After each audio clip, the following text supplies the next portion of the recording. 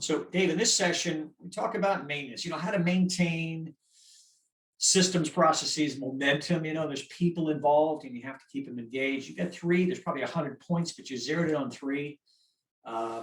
Developing a standard operating picture, perform meaningful after action reviews, and create and adhere to a governance process. All important big topics. So let's jump into the first one. Sure. Standard operating procedures. There's a lot of reasons why you want to have standard operating procedures. One is that's basically your plan, right? So if this happens, this is what I'm going to do.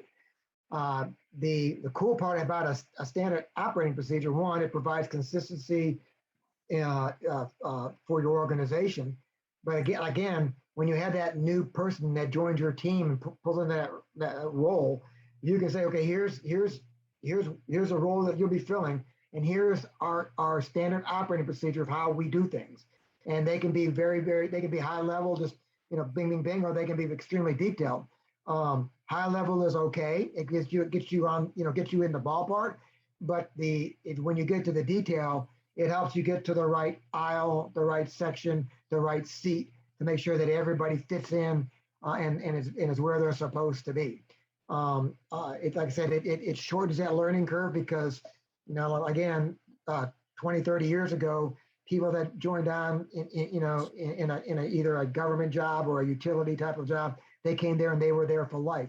Well, that's not the same today. People come and people go and they move pretty quickly. And those that were here for life are moving on and retiring, and those that are replacing them probably aren't going to be in those roles as long as the ones that preceded them. So people are moving up faster. And the reason why they can move up faster is because you provided them that knowledge and that information that allows them to be successful. Dave, what are some tricks? There's a lot of approaches to how to develop SOPs, right? What are some tricks you learned along the way that you can do these effectively and efficiently, if you will?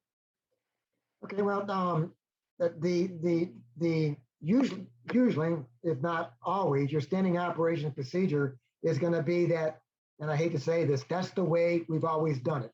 And that's the way we've always done it recently, not in the past, because your standing operation procedures will change as you run into certain failures and you improve your plan, or as new technology or new ways to do things impact the way you do business. The way you patrol and do damage assessment has changed. A lot of folks used to go out with paper maps. Now a lot of it's done electronically. There's ways to get that information. So your standard operating procedures change with that. So things get done quicker. They happen faster. They shorten the duration of an event. So your standard operating procedures is a way to document it. And then the other good part about it is if somebody comes up and says, we ought to do this. And I hate to be the one that says, hey, we're not going to do that because we did that before and it failed. But you can't say, hey, 5 years ago, we did do that. And this is what happened. This was the result. This is why we changed. And then ask the questions, has something changed that maybe we should go back to doing that? I don't know.